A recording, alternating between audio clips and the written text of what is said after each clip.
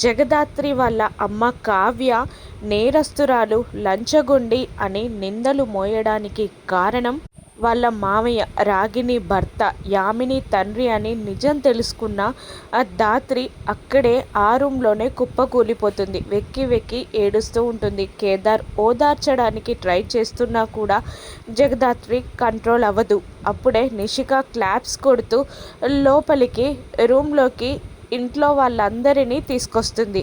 చూసారా, వీళ్ళిద్దరూ ఇదే రూమ్లో ఉన్నారు, వీళ్ళని ఈ రూమ్లోకి రావద్దని చెప్పినా కూడా వీళ్ళు వినట్లేదు అని నిషిక అందరికీ చాడీలు చెప్తూ ఉంటుంది. కింద కూలబడిపోయిన దాత్రిని పైకి లేపి, నా భర్త ఉన్న వస్తువులున్న రూమ్లోకి నిన్ను రావద్దని చెప్పాను కదా అని దాత్రిని రెక్క పట్టుకొని బయటికి లాక్కెళ్తూ బయటికి విసిరేస్తుంది. ఇంటి నుండి గెంటేస్తుంది రాగిని.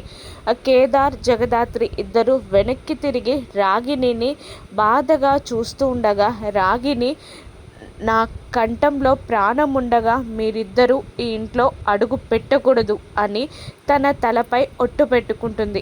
దాత్రి కేదార్లు బాధగా అక్కడి నుండి వెళ్ళిపోతారు.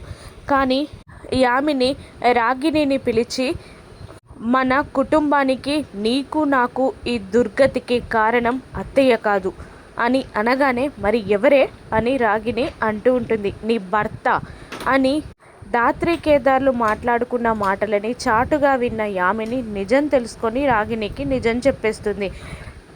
మీ మామయ్యే మీనన్కి ఇన్ఫర్మేషన్ని ఇచ్చాడని ఇంట్లో అందరికీ చెప్పేద్దామా అని కేదార్ అడిగిన మాటలు వద్దు అంటూ ఏడుస్తూ దాత్రి చెప్పిన మాటలు, మా అమ్మ నిజాయితీని నిరూపించడానికి వేరే మార్గం వెతుకుదాం అని దాత్రి చెప్పడం అన్నీ విన్న యామిని నిజం తెలుసుకొని బాధపడుతుంది. అంతేకాకుండా వాళ్ళ నాన్నగారి డైరీని వాళ్ళ అమ్మగారికి ఇస్తుంది.